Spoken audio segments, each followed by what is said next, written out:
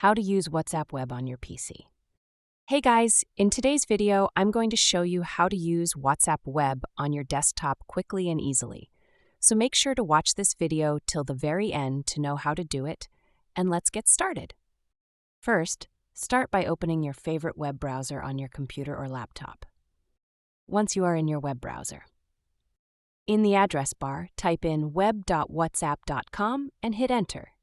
You'll see a QR code pop up on the screen. That's what we're going to scan with your phone.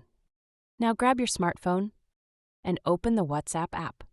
Tap on the three dots or the menu icon at the top right corner and select Linked Devices. Then tap on Link a Device. Your camera will open. Use it to scan the QR code that's showing on your computer screen. Once it's scanned successfully, your WhatsApp will instantly appear on your desktop.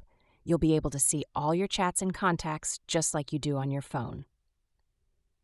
And that's it. That's how you get WhatsApp Web up and running on your computer in no time. If this helped you out, then make sure to hit the like and subscribe button for more tips and tricks. Thanks for watching, and I'll see you in the next one.